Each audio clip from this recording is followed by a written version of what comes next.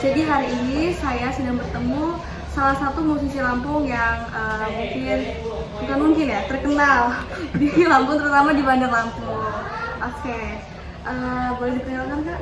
Ya, nama saya Alfansyah. Pekerjaan saya sebagai guru musik marching band atau lebih dikenal drum band. Terus juga saya sebagai pemain musik di wedding.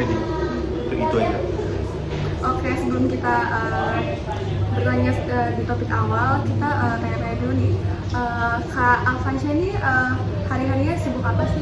Kalau hari-hari saya honor di Lampung Selatan. Pekerjaan saya statusnya honor di Lampung Selatan di Pemkab. Terus juga lebih banyak ngajar-ngajar drum band sih di sana, hanya paling seminggu sekali kerja di Lampung Selatannya. Lebih banyak di sini ngajar di sekolah-sekolah. Selain ngajar ada usaha dan paling ngambil reguleran aja. Jadi kita langsung ke topik ya Kak. Ya. Untuk pertanyaan pertama itu, sejak kapan sih bakat Kak Al ini mulai terlihat? Apakah ada dari faktor keturunan atau dari hal lain? Kalau keturunan sih nggak ada ya. Dari sekolah aja, dari relasi-relasi, ngeliat kawan-kawan pada bisa main musik, ikut-ikutan aja. Jadi ya ngulik-ngulik sendiri lah, itu aja. Berarti dari awal itu temen ya? Ikut-ikut aja awalnya. Jadi sama dong hobinya sama teman-teman? Iya, sama lah. Satu circle hobinya musik semua. Kapan sih Kak Al ini bermain musik? Bermain musik dari 2015, awal masuk SMA. Itu langsung kenal alat tiup. Emang basicnya di alat tiup aja. Itu dari sekolahnya atau Dari sekolah, jadi di sekolah itu ada drum band dulu, di kayak ekskul gitulah. Jadi belajar dari pelatih. Ya dari situ aja. Dari drum band aja sih awalnya. Untuk alat musiknya itu musik trombon?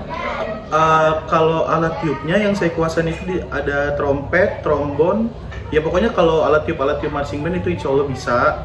Terus untuk yang saya jadiin mata pencaharian ya saksofon untuk di wedding gitu. Kalau untuk mulai belajar alat musik trombon tuh dari kapan? Bisa nggak Kak ceritain ke teman-teman gimana sih prosesnya?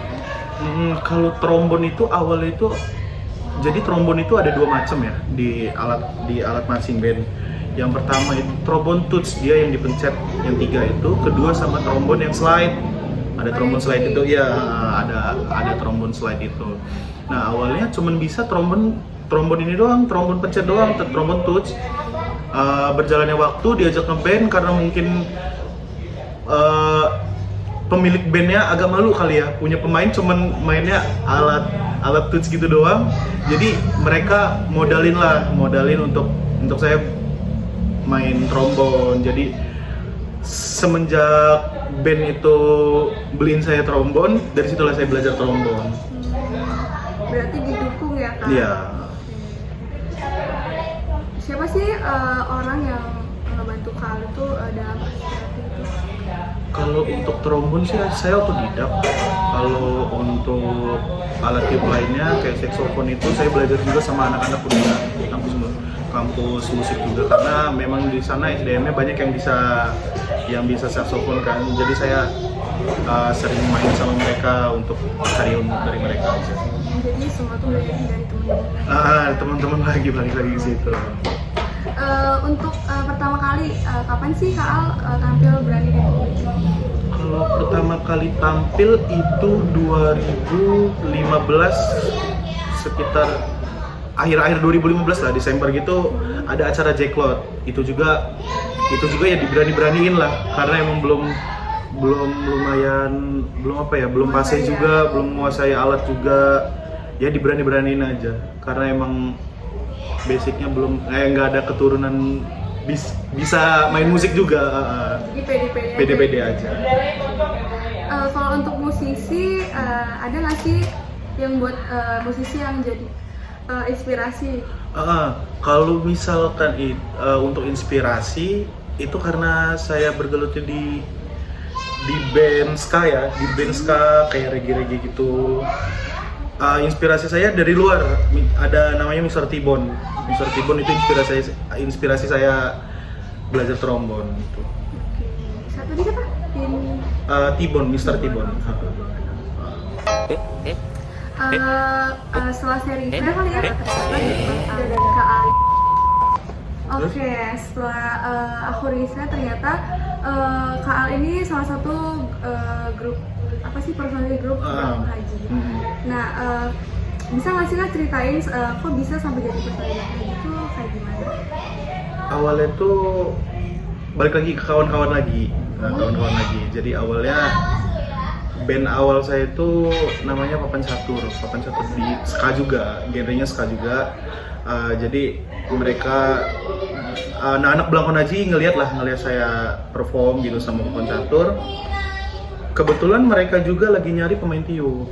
Awalnya langsung di calling sama salah satu member Belangko Haji, terus diajak main lah di panggung pertama saya itu di J-Cloud waktu itu.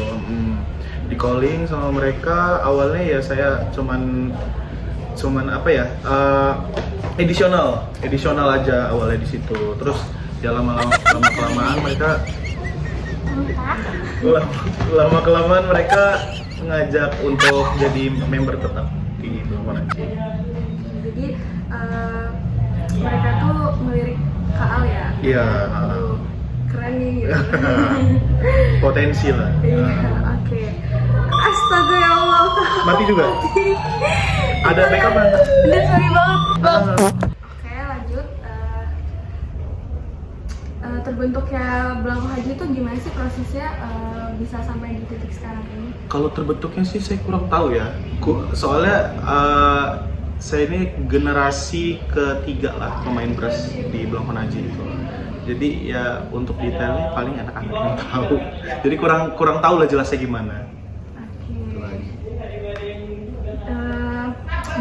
Belangko Haji ini kan udah merilis lagu-lagu ya. Iya. Itu udah berapa lagu sih yang diciptain? Untuk yang sudah rilis ya, yang udah ada di platform itu udah sekitar 9 lagu. Udah 9 lagu. Nanti di bulan Mei ini kita rilis lagi album kedua kita, ada 11 lagu. Itu apa aja lagi? Banyak sih, lumayan banyak. Kak Alfa ini kan udah terkenal nih sih. Kalau buat nama panggung tuh ada nggak sih atau pakai nama asli sendiri? Kalau nama asli itu biasanya dipanggil Eja sih sama orang-orang rumah, terus sama sekitaran Rambin juga. Ini dipanggil Al itu ya sama anak band aja. Karena nama Instagram itu Alfansya. Jadi mereka itu kalau manggil Alfansya itu kan panjangan, jadi manggilnya Al aja mereka, jadi gitu. Jadi Kak Al. Selagi Kak Al ini manggung, kan banyak kan udah dari kayak tempat ke tempat gitu. Ada nggak sih pengalaman problem atau pengalaman senang atau susahnya dalam manggung itu? Kalau pengalaman susah saat manggung ya, kayaknya waktu di Bengkulu. Waktu di Bengkulu itu masalah alat yang ketinggalan. Jadi kita itu memang ada kru, terus juga ada mobil jemputan alat dari si acara itu. Jadi si kru acara itu ngangkutnya nggak semua, ternyata masih ada yang nyelip satu. Jadi udah di Bengkulu kita harus beli lagi sama orang-orang di Bengkulu. Jadi beli baru lah trombonnya, jadi gitu. Itulah yang susah itu. Nggak ada lagi. Kalau yang lainnya alhamdulillah lancar. Kalau senangnya alhamdulillah senang semua ya. Senang semua karena saya bisa kesana kesini itu ya karena band lah, alhamdulillah. Itu sih enaknya kayak kalau kerja itu dari hobi. Dari hobi, iya benar. Kitanya happy. Iya. Selanjutnya Kak Al ini suka tampil di acara apa aja sih?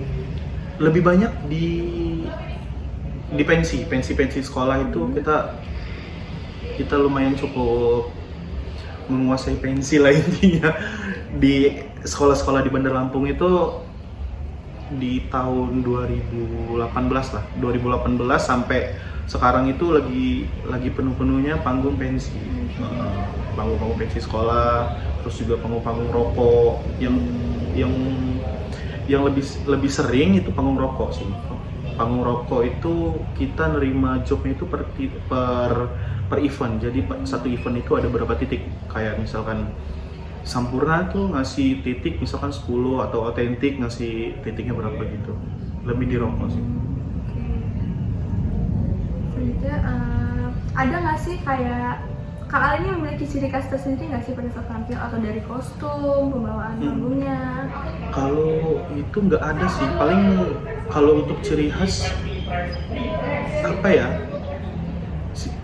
permainan biasanya trombon itu kan mainnya untuk ska itu lebih pecah, lebih robek. Kalau saya nggak suka yang kayak gitu, jadi mainnya harus mundur aja, terus ayunan karena kan jarang main ya pemain trombon yang mainnya ngayun gitu. Kalau saya lebih ke ngayunnya aja, gitu aja sih.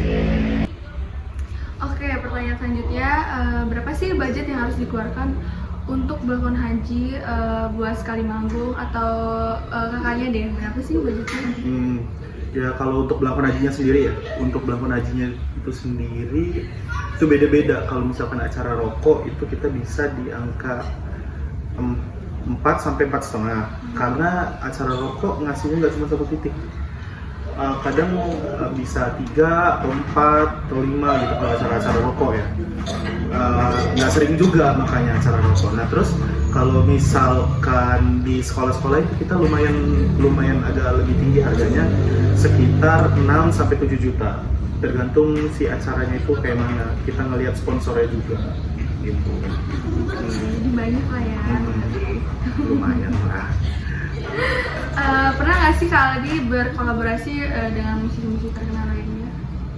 Kalau sama musisi terkenal belum pernah ya, belum pernah. Cuman kalau musisi-musisi Lampung ya pernah, kayak yang familiar di Lampung itu sama Mr. and Mrs. pernah, terus juga sama New Island itu dia itu band itu kayak apa ya, genrenya itu kayak Afternoon Talk itu, tahu nggak sih Afternoon Talk? Nggak tahu ya. Iya band Lampung juga ya itu lah. Ya. Oke, jadi pernah ya Kak? Untuk musisi, siapa sih musisi yang ingin Kak Al ajak kolaborasi? Siapa ya, lebih keluar sih, karena relasi juga alhamdulillah udah sampai luar ya kalau untuk relasi kawan-kawan band gitu. Kemarin itu sempat main di Pesta Pora, ketemu sama ada namanya Bang Eko. Nah jadi Bang Eko itu pemain trombon di Monkey Boots itu band ska di Jakarta, rocksteady juga dia, sama kayak Belakon Haji. Nah pengen banget main bareng dia. Kemarin sudah sempat juga ditawarin, cuman masalah budget juga sih, karena di sana juga kita harus ongkos sendiri gitu, karena kan mereka nggak mau gitu cari pemain yang jauh-jauh, jadi mereka nggak mau ngongkosin kita yang dari Lampung gitu, cuman bisa ngasih budget pemain-pemain sana gitu. Oke, kita sampai di penghujung ya Kak. Apa sih harapan Kak Al untuk diri sendiri dan Belakon Haji ke depannya? Oke, kalau untuk diri sendiri ya semoga pengennya sih lebih berkembang lagi, mainnya nggak gitu-gitu aja, inspirasinya juga makin meningkat gitu, dari mana gitu. Untuk Belakon Haji semoga lagu-lagunya lebih diterima lagi sama masyarakat, terus juga relasinya makin berkembang lagi, nggak cuman ya di Lampung-Lampung aja, terus berkarya lebih banyak lagi, itu aja sih. Oke, mungkin sampai sini aja perbincangan kita hari ini. Terima kasih buat Kak Al udah meluangkan waktunya, tenaganya, dan maaf juga atas kendala-kendala hari ini. Gak apa-apa, sama aja.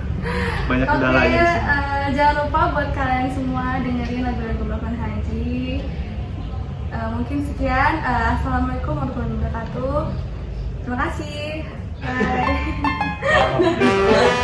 Bye.